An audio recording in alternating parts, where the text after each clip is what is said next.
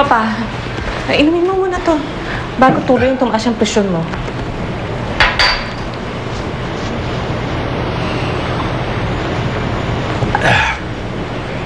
Babae yun may kasalanan.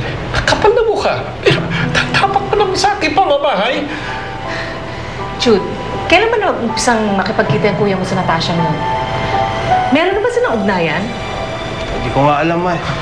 Kinausap na lang ako ni Kuya saying na gusto niya si Natasha. Hindi dapat natin hayaan patuloy ito. We should do something about it right now. Oh, seryoso usapan niyo, ah. James, ayoko makikipagkaibigan ka sa babaeng yun. Ayoko makita siya dito sa aking pamamahay. Lo, parang unfair naman yata yun. Wala namang ginagawang masama sa inyo si Natasha. Sa amin, wala. Pero sa anak mo, napakarami niyang kasalanan. Ma, I spoke to her. Masinsinan. Seems to me, sincere naman siya. Gusto niya magbago. Gusto niya makabawi sa bata. Kuya, mas matagal ko nang kilala si Natasha. At alam kong ngayon may binabalak lang siya sa'yo, kaya dumidikit siya. Jude, nag-uusap na tayo, di ba?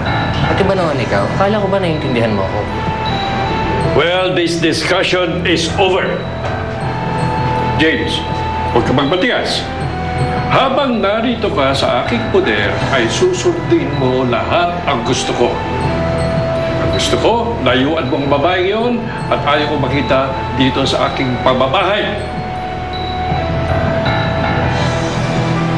With all due respect, sir, parang alanganin yata yung papipiliin niyo ako between you and Natasha. I like being with her. And if you're not comfortable with that, I can leave this house. James! James!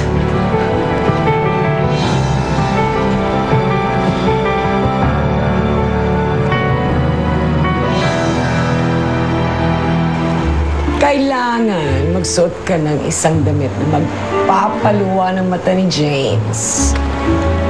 Well, that's going to be easy. I look gorgeous whatever I wear anyway. Too true. That's perfect! Tignan lang natin kung hindi maglaway si James sa suot mong yan. Ay nako sis, you owe me big time for this. If you weren't in trouble because of those loan sharks na kumukuha lahat ng gamit mo, my God, hindi ko pagtitiisan si James.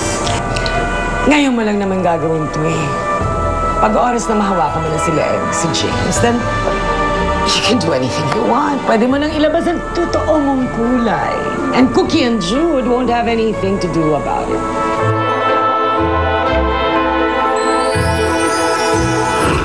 Sisirain natin ang date nila.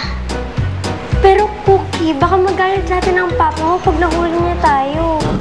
Nag-dinner date na tayo doon noon. Nung tayo pa. Jude, pwede ba ha? Hindi ito ang oras para magmuni-muni at balikan ang nakaraan. You're being selfish. Makasarili ka kasi. Wala kang kwentang anak. Napakawalang hiya mong bata. Ang nangungunang sangga sa magic.